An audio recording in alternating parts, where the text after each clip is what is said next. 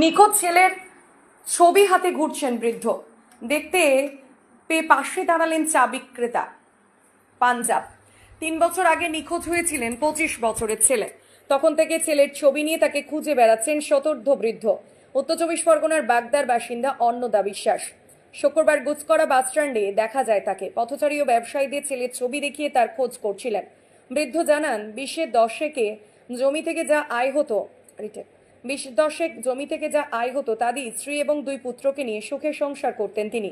বড় ছেলে অসম একটি সংস্থায় কাজ করেন। ছোট ছেলে সুখদেব বছর 3 আগে শ্রাবণ মাসে তারকেশ্বরের শিবের মন্দিরে যাবেন বলে গ্রামের কয়েকজনের সঙ্গে বেরিয়েছিলেন। পথে নিখোঁজ হয়ে যান। তারকেশ্বর থানায় নিখোঁজ ডায়েরি করেন বৃদ্ধ। বৃদ্ধের দাবি, সম্প্রতি বর্ধমান স্টেশনে ভবঘুরেদের খাওয়ানোর একটি ছবি সমাজ মাধ্যমে ছড়িয়ে পড়ে। সেই ছবিতে তার ছেলেকে দেখা গিয়েছে। সেই থেকে তিনি বর্ধমান স্টেশনে টিকিট কাউন্টারে থাকছেন। ইতিমধ্যেই বনপাশ, ভেদিয়া, তালিত, গুসকরা, নওয়াদার ঢালের মতো তার বিশ্বাস, ছেলেকে নিশ্চয়ই ফিরে পাবো। ওকে মায়ের কোলে ফিরিয়ে দেওয়াই লক্ষ্য। গুসকরা বাসস্ট্যান্ডে চা বিক্রেতা পাঞ্জাব শেখ বলেন, এক বাবার আরতি বিফলে যাবে না, ছেলেকে ফিরে পাবেন উনি। বিশ্বাস, আমার একটা ছেলে হারিয়ে গেছে। আজ 3 বছর আগে তারকেশ্বর যেতে বাবার মাথায় জল ঢালার সময় ছেলেটা রাস্তা থেকে কোথায় হয়ে গেছে, আজ পর্যন্ত তার কোনো খবরাখবর হয়নি।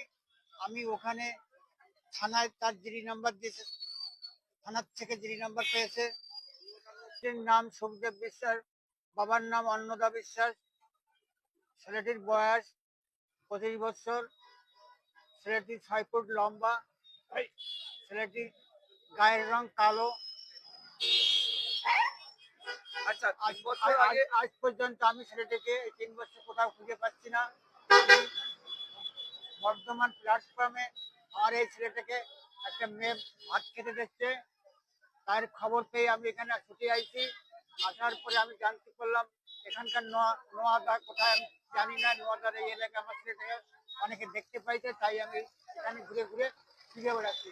তোমরা আমার ছেলেটার সন্ধান দাও, আমার সহযোগিতা করে যেন এই এলাকায় আমার ছেলেটাকে আমি খুঁজে পাই। সব ভোগান্তির খবর, সব অপরাধীর খবর, সব দুর্নীতির খবর। থিঙ্ক নিউজ বাংলা খবর, বাংলার খবর।